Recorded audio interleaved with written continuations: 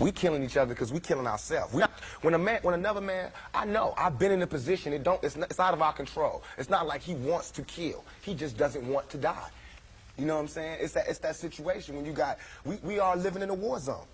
It's not as easy as these people are making us think, that they just got some criminal-ass black kids with guns. It is not like that. We live in hell. We live in the gutter. We got us stacked up 80 deep in one building. You know, by the time you get out your house, you strapped to protect yourself. Because you living in the same community that the police is carrying rifles and riot gear. They need them riot, excuse my language, I'm so sorry. The same reasons they need the riot hat, the riot jacket, the flak jacket, the double vest, the 9mm Glocks with extra bullets, the tear gas, the mace, all that. Who do you think the police is using that against? Dogs? So we fighting the same villains that they fight in the street. But instead of them seeing us fighting villains in the street, we all villains. Is your generation the one that is picking up for where the Panthers left off, saying, all right, enough is enough?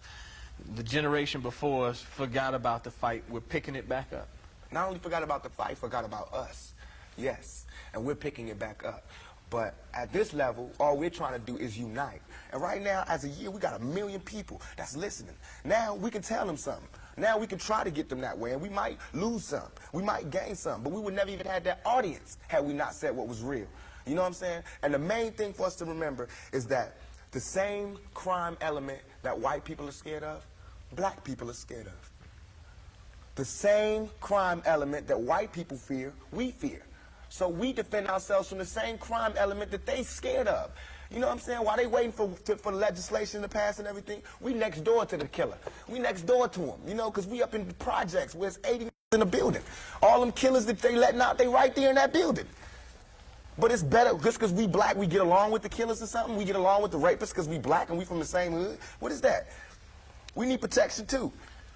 Finally, I want to ask you about something that someone else asked you in the interview, and I thought the answer was interesting because I think it speaks to you and your generation a lot. Someone said, where do you see Tupac 10 years from now?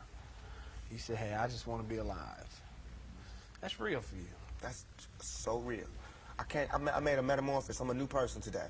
Because I used to strongly and honestly, I feel like I could represent my generation so much because I honestly did not care whether I lived or died. But now, I cannot die with people thinking I'm a rapist or a criminal. I can't leave until this shit's straight. You know, I'm not suicidal. I can't go until y'all really know what time it is. And then after that, boom, it's all over. And we can see, you know, how this shit fall. But that's how it is. And the reason being is because if I can't live free, if I can't live with the same respect as the next man, I don't want to be here. Because God has cursed me to see what life should be like. If God wanted me to be this person and be happy here, he wouldn't let me feel so oppressed. He wouldn't let me feel so trampled on. You know what I'm saying? He wouldn't let me think the things I think. So I feel like I'm doing God's work. You know what I'm saying? Just because I don't have nothing to pass around for people to put money in the bucket don't mean I ain't doing God's work. I feel like I'm doing God's work. You know what I'm saying? Because these ghetto kids ain't God's children. And I don't see no missionaries coming through there.